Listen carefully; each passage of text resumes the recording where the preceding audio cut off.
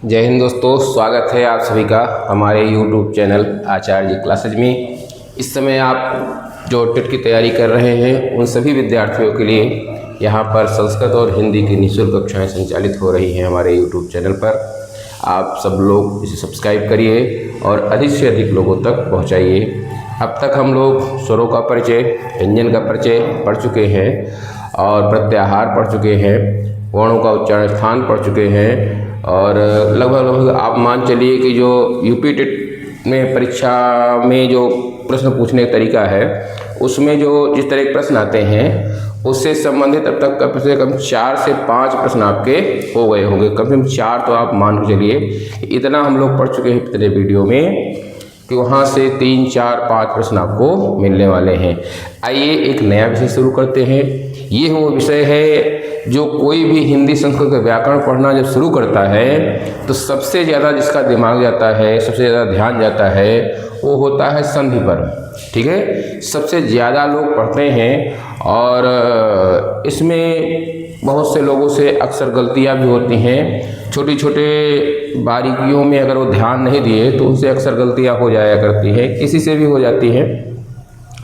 तो अब हम लोग संधि शुरू करने जा रहे हैं। अगले कई सारे वीडियो आपको मिलेंगे जो केवल संधि से संबंधित होंगे। जितना मेरे पास जानकारी है मैं उसको समझता हूँ, मैं आपको प्रयास करूँगा कि अधिक से अधिक स्पष्ट करूँ, अच्छे से समझाने का प्रयास करूँ ताकि आप सभी को संधि आ जाए। और ये एक ऐसा विषय है, आप ध्यान रखिएगा कि 2 से 3 प्रश्न संस्कृत में और 2 से 3 प्रश्न हिंदी में। तो अगर टोटल जोड़ लीजिए तो केवल संधि से यूपी टेट में 5 से 6 प्रश्न आने हैं। और इसी चीज़ को सुपर टेट में आप लेके चले जाइए तो कम से कम 2 प्रश्न या 3 प्रश्न वहाँ भी, एक संस्कृत में और 1-2 हिंदी में, तो 2-3 प्रश्न वहाँ भी। अब टोटल जरा जोड़ के देखिए तो करीब 8-9 प्रश्न या 10 प्रश्न आपको इससे मिलने जा रहे हैं। इसलिए संधि इसीलिए इतनी महत्वपूर्ण हो जाती है और सारे विद्यार्थी संधि को बार बार समझने का प्रयास करते हैं। क्यों? क्योंकि यहाँ अगर आप संधि पढ़ लेते हो पूरी तरीके से, तीनों संधियाँ अगर आपकी समझ में आ जाती हैं तो आपको टोटल मिला करके 8 से 10 प्रश्न कम से कम टोटल स्टेट और सुपर टेट मिला के, हिंदी संस्कृत अगर दोनों विषय आपने ले रखा है और सुपर टेट में तो रहेगा ही रहेगा। अगर जो लोग यूपी अभी टेट की तैयारी के लिए संस्कृत नहीं लेते हैं उन्हें भी संस्कृत इसलिए पढ़ना चाहिए क्योंकि सुपर टेट में 5 प्रश्न आते हैं और 5 प्रश्न बड़े महत्वपूर्ण होते हैं और एक आध प्रश्न उसमें संधि का रहता ही रहता है। तो सुपर टेट की हिंदी और संस्कृत मिला लीजिए, टेट की हिंदी और संस्कृत मिला लीजिए तो 8 से 10 प्रश्न आपको यहाँ मिलते हैं। आइए हम लोग शुरू करते हैं। छोटे छोटे प्रश्नों पर ध्यान देते हैं कि हाँ इस तरीके के प्रश्न वहाँ बनते हैं। संधि पढ़ने जा रहे हैं तो संधि का परिचय जरूर होना चाहिए। चलिए शुरू करते हैं। सामने लिखा हुआ है संधि शब्द भाग 1, माने पहला पार्ट भी है। अभी कई पार्टों में हर संधि का लगभग एक पार्ट बनाने का प्रयास करेंगे ताकि आपको अच्छे से समझ में आ जाए। चलिए शुरू करते हैं। तो सबसे पहले आप देखिए संधि शब्द लिखा हुआ है और संधि शब्द बना कैसे है, सबसे पहले इसी विचार करते हैं। आपसे प्रश्न पूछ सकते हैं कि संधि शब्द में कौन सा उपसर्ग है। तो एक सरल सा है, जहाँ आप देखिए इसको किसी शब्द में उपसर्ग पूछा जाए और आपको बता दें वहाँ चाहे सम इस रूप में लिखा रहे, चाहे सम इस रूप में लिखा रहे, चाहे जैसे अभी आ गया कि सा के बाद देखिए यहाँ पे आधा ना आ गया, चाहे सा के बाद आधा यहाँ आ जाए, चाहे सा के बाद आधा अंगा आ जाए, चाहे सा के बाद आधा ड़ा आ जाए। वैसे ये वाला नहीं मिलता है, ये कुछ भी मिल जाए आपको शब्द के प्रारंभ में, इससे ऐसे आप समझिए। चाहे सम ऐसे आधा माँ लिखा रहे, चाहे सा के ऊपर अनुस्वार लगा रहे, चाहे सा के बाद आधा ना रहे जैसे यहाँ पर आया है, चाहे सा के बाद आधा यहाँ रहे जिसे संचय लिखा जाता है। ऐसे देखिए संचय ये आ जाए, या फिर ये रहे सा के बाद न रहे, या सा के बाद न ही रहे। ठीक है, कुछ भी ये कंडीशन हो और आपसे पूछा जाए कि इसमें उपसर्ग कौन है, तो अगर सा लिखा हुआ है, दंत सा पहला अक्षर है, उसके बाद चाहे माँ रहे इस रूप में, चाहे अनुस्वार रहे, चाहे दाना, चाहे यहाँ, चंगा, चढ़ा, आपका सम उपसर्ग ही होगा चाहे जो शब्द पूछा जाए। ध्यान रखिएगा। सम स के बाद अगर अनुस्वार लगा हो, आधा माँ हो, आधा ना हो, आधा हो, अदंगा को, अदौणा हो, कुछ भी होगा तो वहाँ सम उपसर्ग ही होगा। ये केवल संध की बात नहीं है, ये ट्रिक है कि आप कैसे पहचानोगे। उपसर्ग भी पढ़ा जाएगा, लेकिन अभी इसको जान लीजिए कि सम उपसर्ग आप कैसे पहचानते हो। ठीक है, तो चलिए आगे बढ़ते हैं। तो संधि शब्द में सम उपसर्ग है। दूसरी चीज है कि धातु कौन सी है ना। तो यहाँ देखिए दीर्घ धा आप लिखोगे। धा जो है धातु हो जाएगी। प्रत्यय कौन सा है? कि प्रत्यय है। ये है एक नई चीज आप जानिए। प्रत्यय कौन सा है? कि। और की प्रत्यय जहाँ जहाँ लगता है वो शब्द हमेशा पुल्लिंग बन जाता है। इसको ध्यान रखिएगा। अगर की प्रत्यांत कोई शब्द है, किसी शब्द के अंत में कि प्रत्यय लगा है तो वह पुल्लिंग होता है। एक सूत्र है उपसर्गे है धातोः की, उपसर्गे धोः की, सॉरी उपसर्गे है धोः की। इसका मतलब होता है कि धा धातु से पहले यदि कोई उपसर्ग हो, धा धातु से पहले यदि कोई उपसर्ग हो तो उससे हमेशा जो है क्या लगता है? कि प्रत्यय ही लगता है। जैसे निधि शब्द बनता है, विधि शब्द बनता है, वि उपसर्ग पूर्वक धा धा से की प्रत्यय लेकर विधि बनता है। नि उपसर्ग पूर्वक धा धा से की प्रत्यय लेकर निधि बनता है। तो ऐसे देखिए यहाँ सम उपसर्ग था, सम उपसर्ग है, धा धातु है। तो ऐसी दशा में जो भी सूत्र बताया क्या? उपसर्गे है धोः की, उपसर्गे धोः की माने धा धा से पहले यदि उपसर्ग हो तो उससे जो है की प्रत्यय लगता है। और जब एक की प्रत्यय लगता है तो शब्द हमेशा वो पुल्लिंग का बनाता है। अब होता क्या है कि इसमें दो आप कह सकते हो अक्षर हैं, एक क है और एक छोटी ई। तो एक लसक को तद्धिते सूत्र हम आप पढ़ते हैं, उसका मतलब ये होता है सरल रूप में आप समझिए कि प्रत्यय के प्रारंभ अगर वो अतद्धित, अतद्धित माने कि तद्धित नहीं है। तो तद्धित नहीं माने प्रत्यय जो दो प्रकार के होते हैं, एक कृत प्रत्यय होते हैं, एक तद्धित प्रत्यय होते हैं। धातुओं से जो प्रत्यय लगते हैं उन्हें कृत कहते हैं, और जो संज्ञा सर्वनाम से लगते हैं उन्हें तद्धित कहते हैं। तो धातु देखिए यहाँ मिल गई। अब धातु से, धातु के साथ ये प्रत्यय लग रहा है तो सूत्र ये कहता है कि अगर धातु से कोई प्रत्यय लग रहा है और वो धातु से लग रहा है तो जाहिर सी बात हो तद्धित नहीं होगा, वो प्रत्यय तद्धित के अंतर्गत नहीं आएगा। तो तद्धित के अंतर्गत अगर नहीं है तो उस प्रत्यय का पहला अक्षर यदि ल हो, लशक को तद्धित मतलब होता है पहला अक्षर यदि ला हो अथवा तालव्य हो अथवा को मतलब होगा का वर्ग का कोई अक्षर हो तो उसकी इत संज्ञा होगी, तस्य लोपा से लोप हो जाता है। और सरल समझना चाहो जो बिल्कुल जो हिंदी से जुड़े होंगे या संस्कृत ज़्यादा नहीं पढ़े हैं वो आप ऐसे समझिए कि अगर कि ये अंत में आता है तो इसमें जो पहला अक्षर की आया है उसकी इस संज्ञा होके लोप हो जाएगा। तो इतने का लोप हो जाएगा तो अंश बच जाएगा ये। और जब ये प्रत्यय किसी धातु से लगता है, जिस धातु से ये प्रत्यय लगता है तो उसके भी अंतिम स्वर का लोप हो जाता है। तो धा में देखिए बड़ा आ था, इसका भी लोप हो गया। अब बचा ये स्थिति, सम बचा, ध बचा और इधर ई बचा। अब इसको आप मिलाइए तो ये बचेगा ऐसे सम धे। और आप जानते हैं ये पीछे अभी संधि पढ़ा जाएगा तो वहाँ पर आएगा कि पदांत माँ के बाद यदि कोई व्यंजन हो तो पदांत माँ को अनुस्वार हो जाता, तो ये माँ चला जाएगा ऊपर अनुस्वार बन जाएगा, ये बना। और उसके बाद अनुस्वार से परसवर्ण हवि सूत्र पढ़ा जाएगा।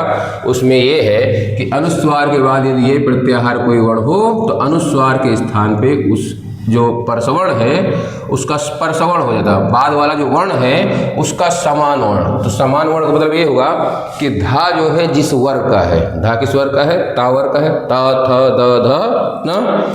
तो ये ता वर्ग का है तो इस अनुस्वार के स्थान पे ता वर्ग का पांचवा अक्षर हो जाएगा।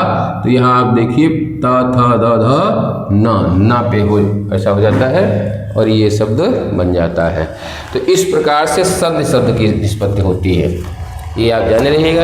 इसमें जो महत्वपूर्ण आपके लिए है कि उपसर्ग कौन सा है, धातु कौन सी है और प्रत्यय कौन सा है। तो ये आपने देखा कि सम उपसर्ग है, ठीक है। अगर आप इसको चाहें तो इसे देख लीजिएगा। वैसे मुख्य जो बात है वो इतनी है इसमें कि उपसर्ग कौन सा है, सम, धातु कौन सी है, धा, प्रत्यय कौन सा है, कि, और लिंग कौन सा है, पुल्लिंग।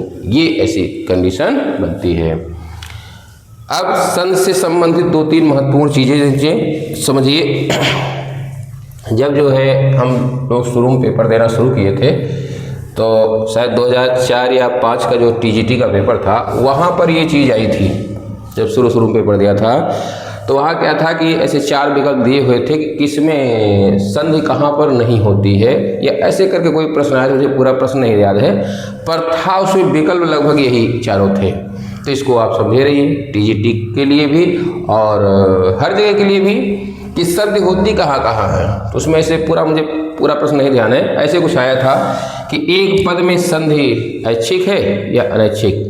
तो जानते समझिए, कोई एक ही शब्द के 2 अंग हो, मान लीजिए ने धन अनम लिखा है, इस ने धन अनम को हम ने अनम ऐसे नहीं लिख सकते हैं, ये कोई तरीका नहीं, ऐसे नहीं लिखा जाएगा। ये नयन शब्द के 2 अंग हैं, नयन एक पद है, ठीक है, नयन एक पद है, एक शब्द है, और इसके 2 ये पार्ट है, मान लीजिए धातु है, निधात से ने बना हुआ है और अनम प्रत्यय लगा हुआ है। एक पद के अगर 2 अंग हैं तो वहाँ संधि अनिवार्य होती है, वहाँ आप अलग अलग नहीं लिख सकते हैं, ये पहली विशेषता है। मतलब एक पद में जो संधि होती है वह नित्य होती है, अनिवार्य होती है। संहितैक पदे पदम नित्यम ऐसे करके कोई सूत्र आया है, मतलब जहाँ संहिता होती है वहाँ पर जो है नित्य, एक पद का अगर शब्द है, एक पद वाला है, तो वहाँ पर जो संधि होती है वह अनिवार्य होती है। इसको आप अपने आप से ऐसे नहीं कर सकते कि हाँ करें अथवा ना करें। अभी केवल एक जगह पर आती है जहाँ पर संधि ऐच्छिक होती है, बाकी 3 ऐसे बिंदु आपको बताए जा रहे हैं जहाँ संधि होनी ही होनी। तो पहला ये आप जान गए, एक शब्द है, उस शब्द में के अगर 2 अलग पार्ट हैं, अलग भेद किए गए हैं, जैसे ने धन अनम भी बताया, और बहुत सारे शब्द हैं, पो धन अना है, ने धन अना है ना, या कोई भी एक शब्द होगा, अगर अलग अलग 2, एक धातु है एक प्रत्यय है, दोनों के योग से बना हुआ है, तो वहाँ पर संधि नित्य होती है, अनिवार्य रूप से होती है। एक शब्द को 2 रूप में नहीं लिख सकते, 2 पार्ट करके, 2 भाग करके नहीं लिखा जाता है। तो ये पहली बात हो गई। दूसरी चीज है ये है कि अगर उपसर्ग और धातु के मध्य संधि करनी हो तो क्या करेंगे। तो ये आता है एक प्रश्न के रूप में भी पूछा गया है, एक संधि कहाँ पर होगी कहाँ पे नहीं होगी, तो उसमें उदाहरण में दिया हुआ था। तो बड़ा ही प्रचलित ये उदाहरण है, आप ऐसे देखिए, नी उपसर्ग है, अवसत ये एक क्रियापद है। अवसत क्या है, अवसत वस धातु से बना हुआ है, तो वस धातु से अवसत बना हुआ है, उससे पहले नी उपसर्ग आया। तो कह रहे हैं कि उपसर्ग, ये उपसर्ग हो गया, और धातु ये धातु रूप हो गया, इसके मध्य जो संधि होती है वह नित्य होती है। इन दोनों के मध्य संधि नित्य होती है। तो यहाँ पर यण संधि का नियम लगाएंगे और अभी विस्तार से आगे बताएंगे। ये शब्द बनेगा नेवशत। तो उपसर्ग और धातु के मध्य संधि नित्य होती है। ऐसा नहीं कर सकते हैं कि नी भी लिखें औषध भी लिखें और कह दें ये वाक्य बन गया, ऐसा नहीं होता, शब्द बन गया, ऐसा नहीं होता है। तो नी और उपसर्ग और धातु के मध्य भी संधि नित्य होती है। तीसरी एक महत्वपूर्ण चीज ये है कि जो आपका समास होता है, ठीक है, सामासिक शब्द हैं, सामासिक शब्द हैं। तो सामासिक शब्दों में भी ये बात होती है कि जो संधि होती है, ये देखिए लिखा हुआ है, यहाँ भी नित्य होती है, हमेशा होती है। जैसे लिखा है देवस्य आलया, एक समास के अर्थ में लिखा है देवस्य आलय, देवता का घर, है ना। या और कोई लिखा हुआ है विद्याया आलय, विद्याधन, विद्या, जब विद्याया आलय करते हैं विद्या का घर, तो ये षष्ठी तत्पुरुष का उदाहरण होता है। ऐसे करके देवस्य आलय, है ना, देवता का घर, इसमें जब आप संधि करते हो तो देवधन आलय होता है, विद्यालय में विद्याधन आलय होता है। तो ये जो संधि होती है सामासिक शब्दों का, तो यहाँ भी संधि नित्य होती है। भाई इसका जो रूप बनेगा जब संधि करना होगा, तो ऐसा नहीं कि इस या में आ जोड़ेंगे, ये वास्तव में है देव आलय। अब इतने से अर्थ स्पष्ट नहीं है। जब ये योजक पद लगता है तब ज़्यादा स्पष्ट होता है। देव आलय लिखा है, या इसको हटाइए।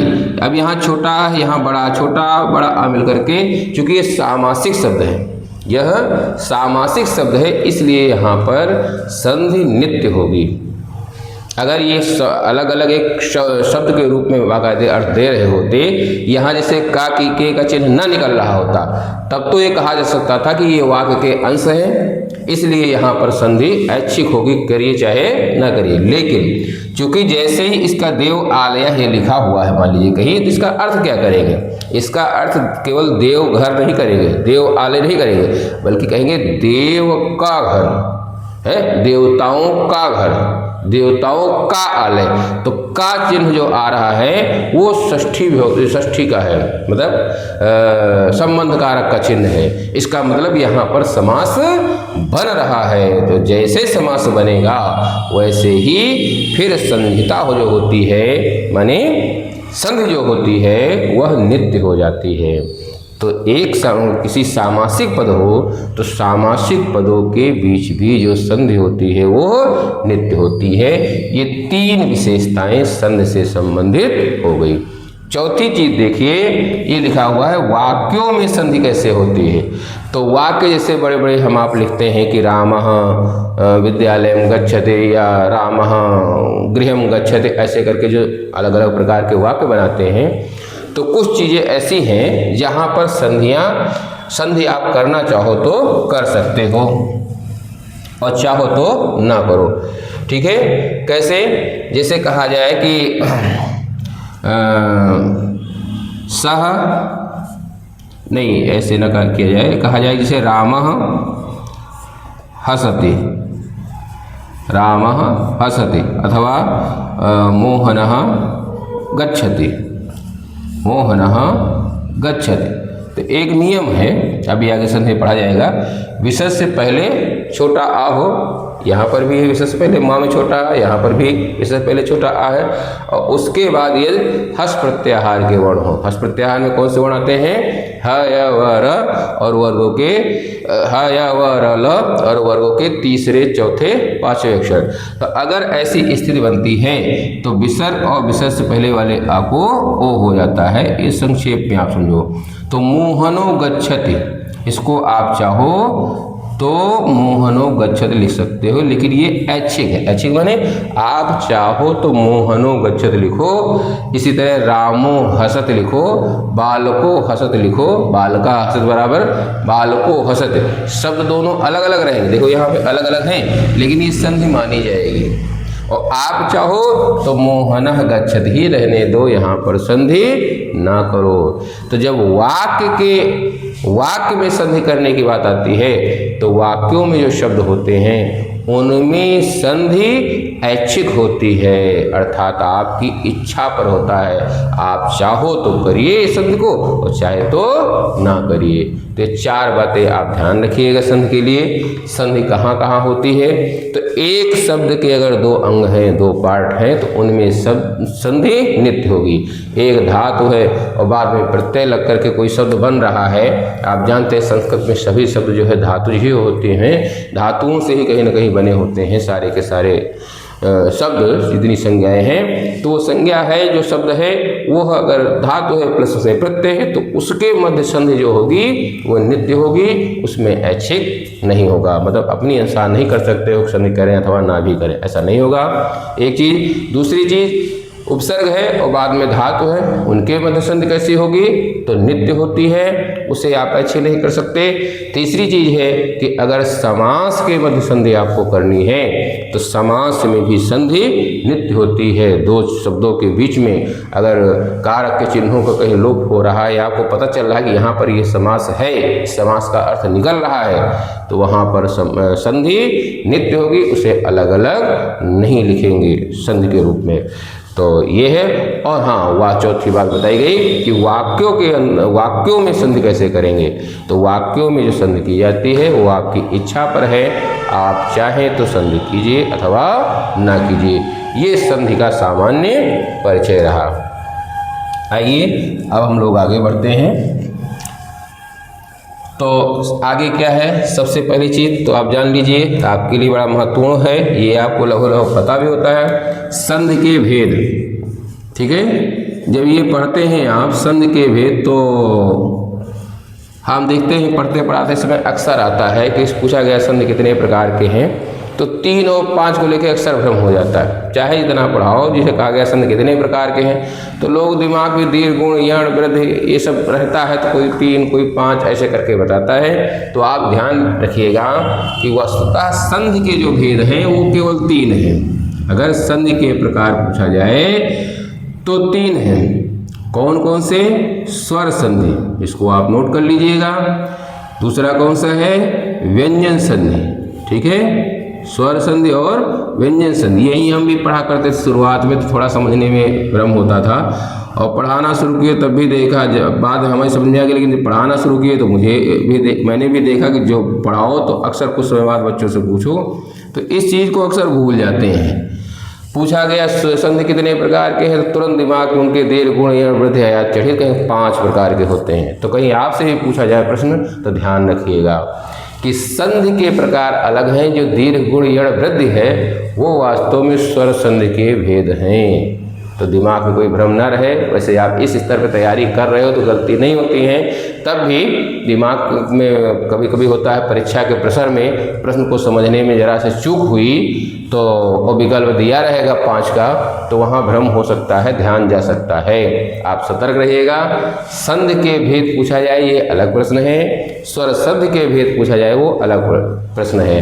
मैंने कई बार देखा, कई लोगों को जो मतलब अच्छे खासे जानकार रहते हो जाता है भ्रम, क्योंकि इससे लगभग जो साइंस के विद्यार्थी हैं कोई हैं तो वो बहुत कम इसको जब परीक्षा का समय आता है तभी इसको पढ़ते हैं। ये कोई बड़ी बात नहीं है। जिस चीज़ का हम अभ्यास नहीं करते हैं वह हमें ध्यान ना रहे और कोई गलत बता दे जाए तो ये कोई बड़ी बात नहीं, भाई हो जाता है, किसी से भी हो जाता है। पर हमें आपको ध्यान रखना, चूँकि परीक्षा में बैठने जा रहे हैं, कि संधि कितने प्रकार की होती हैं या संधि कितने भेद हैं। तो 3 भेद हैं, स्वर संधि, व्यंजन संधि और विसर्ग संधि। यहीं पर आप जान लीजिए कि स्वर संधि का एक अन्य नाम भी है जिसे अच संधि कहते हैं। यह भी आपसे प्रश्न पूछा जा सकता है कि स्वर संधि का अन्य नाम क्या है। ध्यान रखिएगा, स्वर संधि का एक अन्य नाम है अच संधि। और एक प्रश्न आपसे पूछ लेंगे व्यंजन संधि का अन्य नाम क्या है, तो ये भी आपसे पूछ सकते हैं। तो व्यंजन संधि का अन्य नाम है हल संधि। विसर्ग संधि का कोई अन्य नाम नहीं है। क्यों कहते हैं आप इसको देख लीजिए इसी समय, तो आपको ध्यान में रहेगा। ये देखो यहाँ लिखा अच। अच क्या है? अच वास्तव में एक प्रत्याहार है। प्रत्याहार पढ़ा गया था, आपने देखा था। तो अच प्रत्याहार में क्या था कि अच प्रत्याहार में संस्कृत के सभी 9 स्वर आ गए थे। अच प्रत्याहार में संस्कृत के सभी जो 9 स्वर है प्रत्याहार जो पढ़ा गया था, अयोण ऋलिक एवं अयोच, यहाँ 4 सूत्रों में संस्कृत के सभी 9 स्वर आ गए थे। तो वो 9 स्वरों इसमें आ गए हैं। और स्वर संधि में चूंकि सारे स्वर की ही बात होती है और वो सारे स्वर अच प्रत्याहार में आ जाते हैं। तो चाहे इसको ऐसे करिए कि स्वर संधि में स्वरों की चर्चा होती है इसलिए उसे अच संधि कहते हैं, और चाहे ये कहो कि अच संधि में संस्कृत के सारे स्वर आ जाते हैं, क्योंकि स्वर संधि में सारे स्वर की ही बात होती है। स्वरों में कैसे संहिता हो रही है, स्वरों में कैसे निकटता आने से संधि हो रही है, इस कारण से स्वर संधि को अच संधि कहते हैं। और जो बात यहाँ पे लागू होती है वही यहाँ व्यंजन संधि में लागू हो जाती है। क्या लिखा हुआ है आगे? हल संधि। अब हल क्या है? हल एक प्रत्याहार है वरट के हाथ से लेकर के हल के ला तक आप चले जाइए, हल प्रत्याहार बनता है। हल प्रत्याहार में कुल 33 व्यंजन आते हैं। व्यंजन से संबंधित प्रत्याहार पीछे लिखाया गया है। व्यंजन से संबंधित प्रत्याहार है हल और स्वरों से संबंधित प्रत्याहार है अच। ऐसे करके आपसे प्रश्न पूछ सकते हैं, पीछे बताया गया है। तो हल प्रत्याहार में संस्कृत के 33 मूल व्यंजन आ जाते हैं। और व्यंजन संधि में चूंकि व्यंजन की चर्चा होती है कि व्यंजन के बाद व्यंजन आएगा अथवा व्यंजन के बाद स्वर आएगा, तो कौन सी संधि होगी? वहाँ व्यंजन महत्वपूर्ण होता है।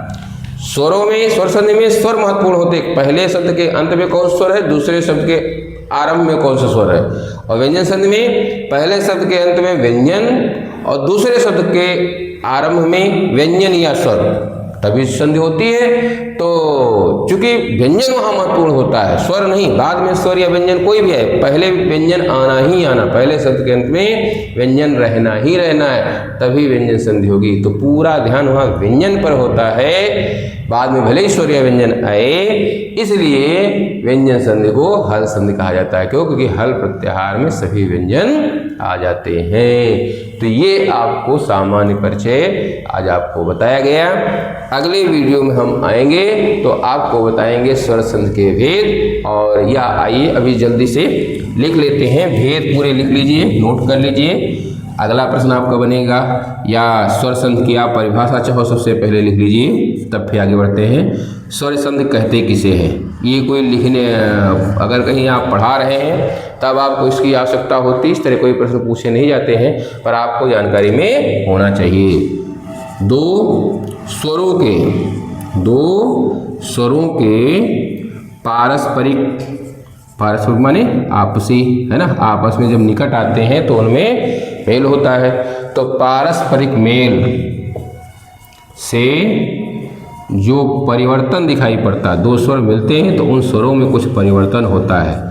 दो स्वरों के पारस्परिक मेल से जो परिवर्तन परिलक्षित होता है, परिवर्तन दिखलाई पड़ता है, उसे स्वर संधि कहते हैं। इसको आप चाहे तो नोट कर लीजिएगा। दो स्वरों के पारस्परिक मेल से जो परिवर्तन परिलक्षित होता है उसे स्वर संधि कहते हैं। ये आपकी परिभाषा हो गई। फिर आप लिखिएगा स्वर संधि के भेद। स्वर संधि के भेद, कितने प्रकार की स्वर संधियां हैं? तो मुख्य रूप से तो हम आप 5 ही पढ़ते हैं। भेद करीब 8 के जो प्रचलित हैं, उसमें 7 पूर्व रूप पर रूप जोड़ दीजिए तो 7 संख्या हो जाती है, प्रकृति भाव जोड़ दीजिए तो 8 हो जाती है। लेकिन ये प्रश्न आपसे पूछेंगे नहीं, क्योंकि और भी सूत्र हैं, बहुत सारे अपवाद हैं जहाँ स्वरों के ही अपवाद हैं, तो संख्या को लेकर के हमें लगता है प्रश्न नहीं पूछना चाहिए। तो आप केवल ये ध्यान देंगे कि 7 मुख्य हैं, 5 तो दीर्घ, गुण, यण, वृद्धि, अयादि 5 ये, और पूर्व रूप और पर रूप, इन्हें जोड़ लीजिए तो आपकी 7 संधियां हो जाती हैं। तो 7 संधियों के यहाँ पर आप नाम लिख लीजिए। पहली संधि कौन सी है? दीर्घ स्वर संधि, है ना। दीर्घ स्वर जोड़ लीजिए तो इससे ये होता है कि आपको पता रहे कि हाँ ये दीर्घ क्या है, स्वर संधि है, अन्यथा सीधे सीधे दीर्घ संधि लिखा जाता है। ठीक है, तो दीर्घ स्वर संधि हमारे गुरु जी पढ़ाए थे तो अक्सर जोड़ करके बताया करते थे ताकि याद हो जाए कि हाँ दीर्घ स्वर संधि मतलब स्वरों संबंधित जो दीर्घ संधि है। ऐसे ही गुण है तो गुण संधि न लिख करके अगर आप पढ़िए गुण स्वर संधि तो ये आसान हो जाता है। गुण स्वर संधि, दीर्घ गुण, फिर यण स्वर संधि, दीर्घ गुण यण, फिर वृद्धि, ठीक है, वृद्धि स्वर संधि, फिर अयादि स्वर संधि। और इसके अतिरिक्त यहाँ मैं लिख दे रहा हूँ पूर्व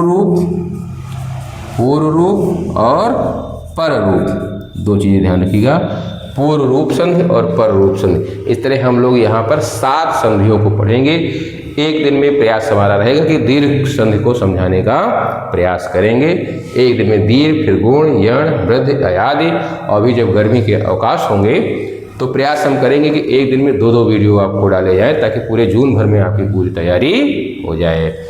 तो इतना आप नोट कर लीजिए। मिलते हैं अगले वीडियो में। हम लोग अगले वीडियो में आएंगे तो दीर्घ स्वर संधि का सूत्र और उसका नियम और कैसे कैसे उदाहरण उसके सिद्ध किए जाते हैं, कैसे कैसे संधि की जाती है, इस पर चर्चा करेंगे। तब तक के लिए आप सभी का बहुत बहुत धन्यवाद। आप सबसे आग्रह है कि हमारे वीडियो को लाइक करिए, शेयर करिए, कमेंट करिए और अधिकतम मित्रों तक पहुँचाइए। जो कहीं शुल्क दे करके अध्ययन करने में अक्षम है किन्हीं कारणवश, उन तक इस वीडियो को अवश्य पहुँचाइए। आप सभी का बहुत बहुत धन्यवाद। जय हिंद।